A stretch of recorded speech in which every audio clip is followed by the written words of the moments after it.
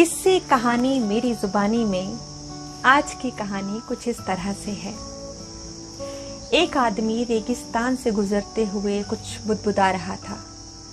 कितनी बेकार जगह है, बिल्कुल हरियाली नहीं है और हो भी कैसे सकती है, यहाँ तो पानी का नामो निशान तक नहीं है। तपती रेत में वो जैसे जैसे आगे बढ़ रहा था उसका गुस्सा भी बढ़ता जा रहा था और अंत में वो आसमान की तरफ देखकर झल्लाते हुए बोला, क्यों भगवान, आप यहाँ पानी क्यों नहीं देते? अगर यहाँ पानी होता तो कोई भी यहाँ पेड़ पौधे उगा सकता था और तब ये जगह भी कितनी खूबसूरत बन जाती। ऐसा बोलकर वो आसमान की तरफ ऐसे देख रहा था कि मानो भगवान के उत्तर की प्रतीक्षा कर रहा हो। तभी एक चमत्कार होता है। नजर झुकाते ही उसे अपने सामने एक कुआं नजर आता है। वो इस इलाके में बरसों से आ जा रहा था पर उसने आज तक वहां कोई कुआं नहीं देखा था। वो बहुत आश्चर्य में पड़ गया और दौड़कर कुएं के पास गया। कुआं पानी से लबालब भरा हुआ था। उसने एक बार फिर से आसमान की तरफ देखा और पानी के लिए धन्यवाद कहने की बजाय बोला, पानी तो ठीक है, लेकिन इसे निकालने के लिए कुछ उपाय भी तो होना चाहिए था। उसका ऐसा कहना ही था कि उसे कुएं के बगल में पड़ी रस्सी और बाल्टी दिखाई दी। एक बार फिर उसे अपनी आंखों पर यकीन नहीं हुआ।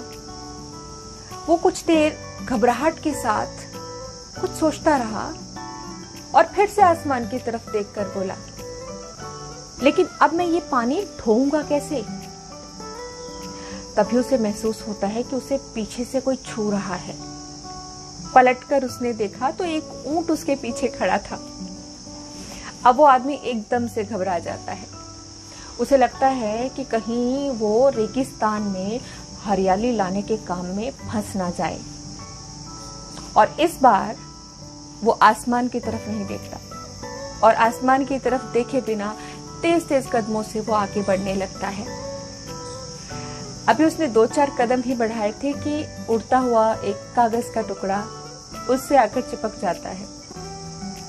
उस टुकड़े पर लिखा होता है, मैंने तुम्हें पानी दिया, बाल्टी दी, रस्सी दी, पानी ढोने का साधन भी दिया। अब तो तुम्हारे पास हर वो चीज है जिससे तुम इस रेगिस्तान को हरा भरा बना सकते हो। अब सब कुछ तुम्हारे ही तो हाथ में है।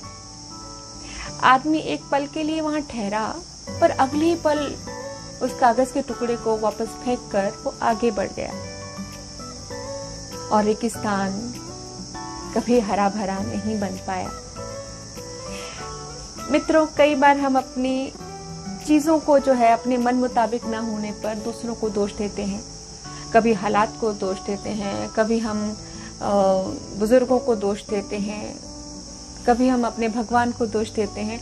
पर इस दोषारोपण के चक्कर में हम इस जरूरी चीज को बिल्कुल अनदेखा कर देते हैं कि एक इंसान होने के नाते हम में वो तमाम शक्तियां हैं कि हम अपने सपनों को साकार कर सकते हैं, जो चाहे वो बना सकते हैं, क्रिएट कर सकते हैं। शुरुआत में आपको भले लगे कि ऐसा शायद संभव ना हो पाए। जिस तरह इस कहानी में उस इंसान को रेगिस्तान को हरा भरा बनने के सब साधन तो मिल जाते हैं, उसी तरह अगर हम प्रयत्न करते हैं, हम कोशिश करते हैं, तो अपना लक्ष्य पाने के लिए सारे साधन हमें मिल ही जाते हैं। अब समस्या ये है कि ज्यादातर लोग इन सब साधनों के, इन सब उपायों के होने पर भी उस आदमी की तरह सिर्फ और सिर्फ शिकायत करना जानते हैं। अपनी मेहनत से वो अपनी दुनिया को बदलना नहीं चाहते। तो चलिए आज इस कहानी से सीख लेते हुए हम शिकायत करना छोड़ने की कोशिश करेंगे और जिम्मेदारी लेकर अपनी दुनिया को बदलना शुरू करेंगे, क्योंकि सब कुछ हमारे हाथ में है। एक बात याद रखिएगा, निर्माण करने वाला शिकायत नहीं कर सकता और शिकायत करने वाला कभी भी निर्माण नहीं कर सकता। दोस्तों, मैं हूं मोटिवेशनल स्पीकर और लाइफ मैनेजमेंट कोच गायत्री कौशल। अगर आपको मेरे चैनल पर पोस्ट किया गया कंटेंट अच्छा लगता है तो प्लीज आप मेरे चैनल को सब्सक्राइब कर लीजिएगा और इसके साथ ही नोटिफिकेशन आइकन को भी ऑन कर लीजिएगा। अपने दोस्तों के साथ, अपनी फैमिली के साथ शेयर कीजिएगा। Thank you so much.